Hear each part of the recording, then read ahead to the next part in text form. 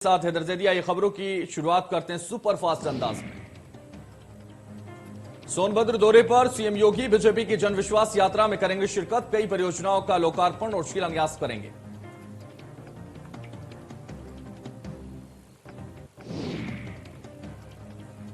आजादी का अमृत महोत्सव कार्यक्रम में मुख्यमंत्री योगी का संबोधन। कहा, वीर जवानों को मेरा नमन, शहीद जवानों को विनम्र श्रद्धांजलि। साथ ही कहा, आजादी के लिए लंबा संघर्ष हुआ था।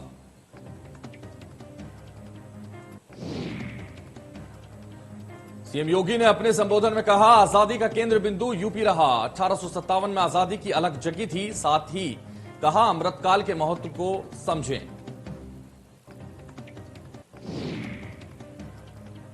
सीएम योगी ने अपने संबोधन में कहा कि क्रांतिकारियों की भूमि है यूपी। आत्मनिर्भरता से कोरोना की जंग जीती। दुनिया को भारत की नई ताकत का एहसास हुआ।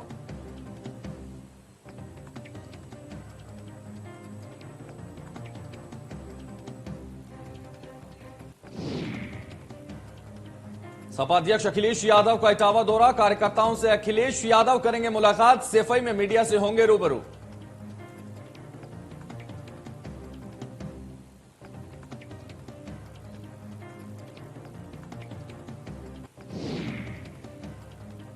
पीएम मोदी कल वाराणसी के करखियाओं में गुजरात के बनासकांठा जिला दुग्ध उत्पादक संघ लिमिटेड की बनास डेयरी का शिलान्यास करेंगे।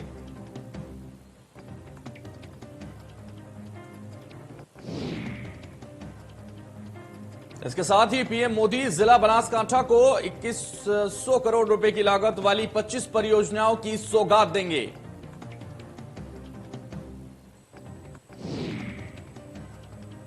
इक्कीस करोड़ की परियोजनाओं में करखियाओं में डेयरी संयंत्र का शिलान्यास, बेनियाग बाग में पार्किंग और इंटीग्रेटेड सर्विलांस सिस्टम सहित अन्य कार्यों का लोकार्पण भी शामिल है।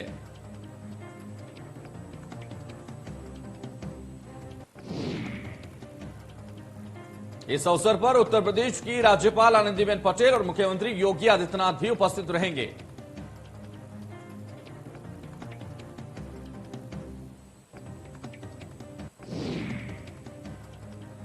गृह मंत्री अमित शाह मिशन मोड में आ गए हैं। उत्तर प्रदेश में फिर से बीजेपी की जीत के लिए अमित शाह 24 तारीख से अपना सियासी दौरा शुरू करेंगे।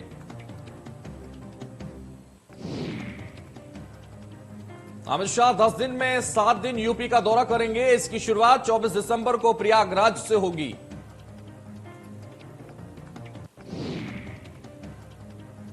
अमित शाह अयोध्या में रामलला के दर्शन भी करेंगे और रोड शो भी करेंगे। और इस यात्रा के दौरान करीब 140 विधानसभा क्षेत्र को कवर करने के लिए 21 सभाएं और 3 रोड शो करेंगे।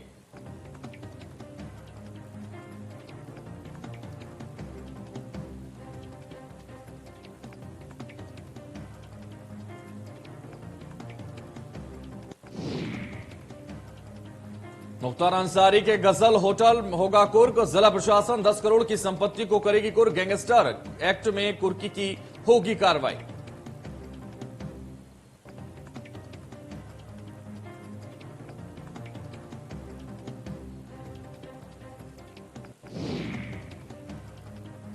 अमेठी में सांसद स्मृति ईरानी का आवास का निर्माण कार्य शुरू। गौरीगंज के मैदान मवई गांव मेजबीन में स्मृति के आलिशान आवास का निर्माण कार्य शुरू।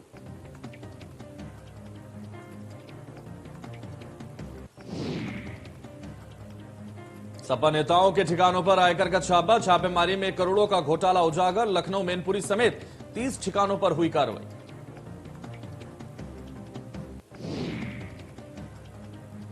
छियासी करोड़ की अघोषित आय के प्रमाण मिले। वहीं 68 करोड़ की अघोषित आय को कबूल किया। 150 करोड़ रकम के इस्तेमाल के कागज नहीं मिले।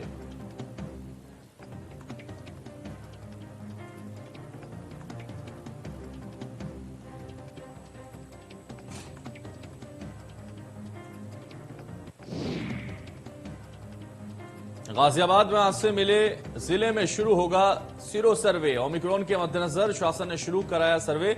20 केंद्रों पर चिकित्सक, फार्मासिस्ट, लैब टेक्नीशियन तैनात।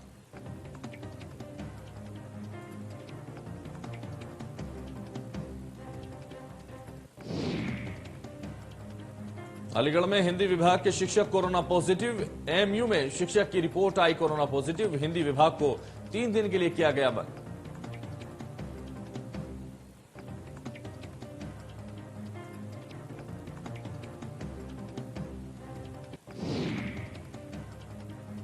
गोंडा में बीजेपी की जनविश्वास यात्रा का दूसरा दिन कानून मंत्री ब्रजेश पाठक और मंत्री पलटू राम ने निकाला रोड शो।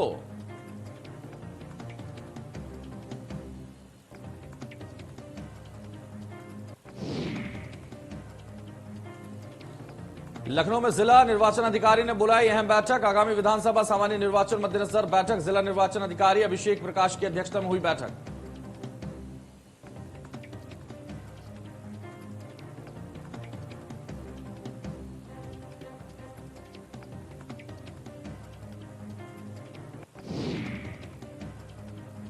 अखिल भारतीय जाट आरक्षण संघर्ष समिति शामली ने उत्तर प्रदेश में आयोजित जिला शामली में गणमान्य व्यक्तियों और सामाजिक संगठनों की बैठक की गई। इस बैठक में खाप चौधरियों को भी बुलाया गया।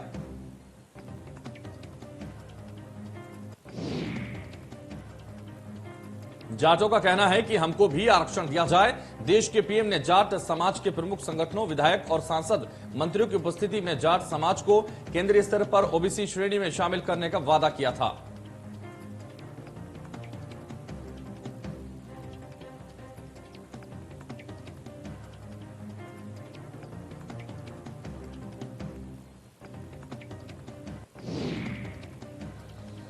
दलितपुर में अव्यवस्थाओं के बीच महिलाओं की नसबंदी ऑपरेशन के बाद महिला को फर्श पर लिटाया। महिला को नहीं दिया गया कोई बेड।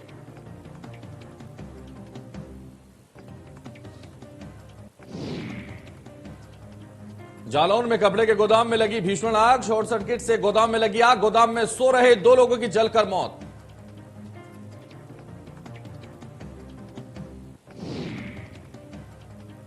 ग्रेटर नोएडा में केमिकल कंटेनर में लगी भीषण आग। गाजियाबाद जा रहा था केमिकल कंटेनर। ड्राइवर ने कूदकर बचाई अपनी जान।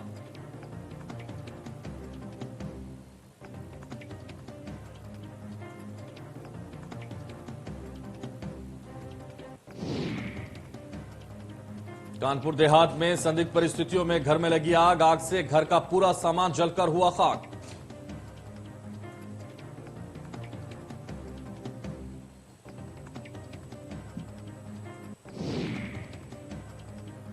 लखनऊ में पति ने पत्नी को गोली मारकर की आत्महत्या। वहीं अवैध असले से पत्नी को गोली मारी। पति पत्नी में चल रहा था विवाद।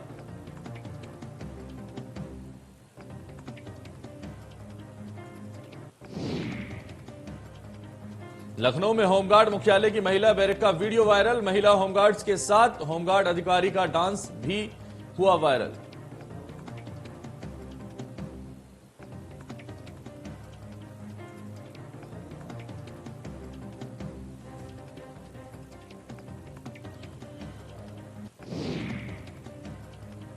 अलीगढ़ में तेज रफ्तार का कहर। ट्रक ने अधिवक्ता बाप बेटी को रौंदा। वहीं गैस सिलेंडरों से भरे ट्रक ने बाप बेटी को रौंदा।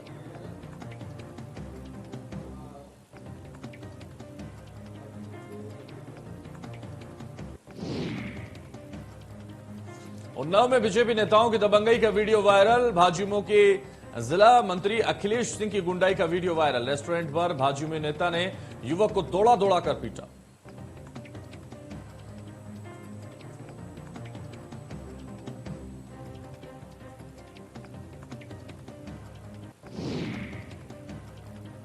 नगर निगम लखनऊ हुआ धक्का प्लेट। नगर निगम की गाड़ी बिना धक्के के नहीं होती स्टार्ट। गाड़ियों में के मेंटेनेंस के लिए जारी होता है लाखों का बजट।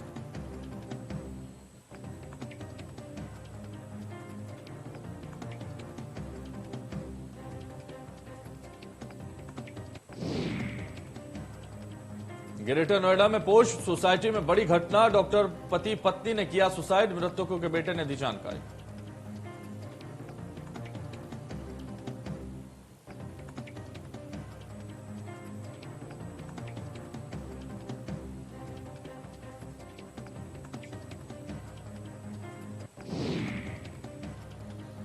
बाराबंकी में पहले प्यार में फंसाया, फिर दबाव में की शादी। शादी के बाद फांसी लगाकर मार डाला। बीजेपी नेता पर पत्नी की हत्या का आरोप। प्यार और शादी मौत।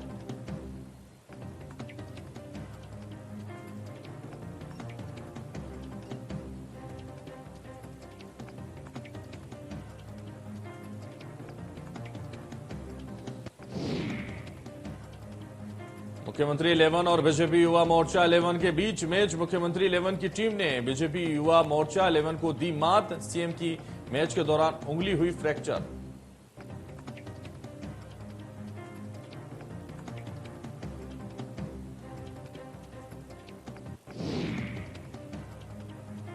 बीजेपी के राष्ट्रीय अध्यक्ष जेपी नड्डा का देहरादून दौरा। चुनावी तैयारियों को परखने के लिए 26 दिसंबर को आएंगे देहरादून। सभी विधानसभा सीटों का लेंगे फीडबैक।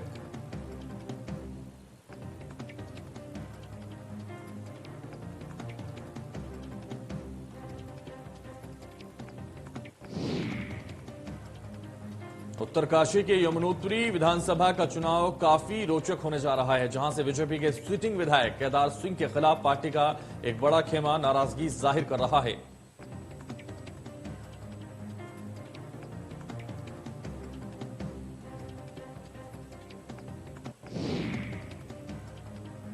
हरिद्वार मेयर अनीता शर्मा के पति और हरिद्वार सीट से चुनाव में भागीदारी कर रहे वरिष्ठ कांग्रेसी नेता अशोक शर्मा का चुनाव से पहले एक ऑडियो सोशल मीडिया पर वायरल हो रहा है। ऑडियो में एक व्यक्ति अंबाला से हरिद्वार आकर अशोक शर्मा से ठेका दिलाने के एवज में 1 लाख रुपए वापस मांग रहा है।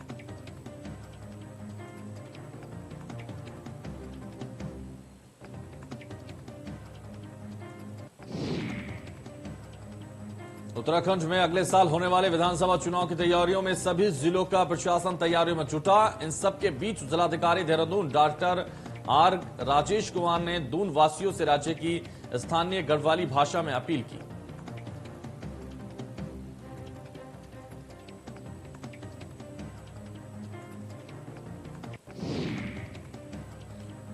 बीजेपी की विजय संकल्प यात्रा उत्तराखंड की विभिन्न विधानसभा होते हुए आज यकेश्वर के दुगड्डा ब्लॉक पहुंची। यहां यकेश्वर की विधायक रितु खंडूरी और बीजेपी के कार्यकर्ताओं ने उत्तराखंड सरकार के कैबिनेट मंत्री सुबोध उनियाल का जोरदार स्वागत किया।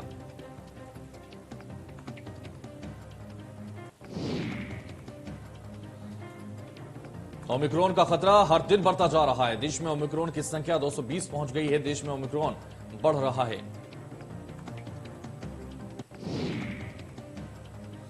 महाराष्ट्र में ओमिक्रॉन के 65 मामले हुए सामने। लोगों से कोविड-19 गाइडलाइंस का पालन करने की अपील की जा रही है।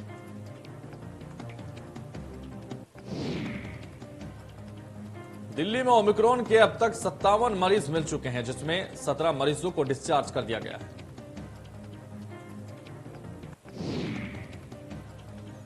राजस्थान में ओमिक्रॉन के वेरिएंट के 18 मरीज हो गए हैं। लोगों से कोरोना गाइडलाइंस पालन करने की अपील की जा रही है।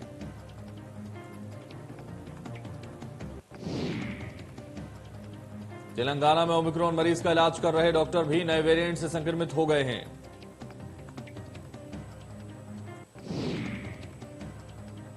प्रदेश में कोरोना के नए 33 केस आए हैं। एक दिन में 26 मरीज हुए हैं रिकवर। प्रदेश में एक्टिव केस की संख्या 300 के पार। हरियाणा में कोरोना के 33 नए मामले।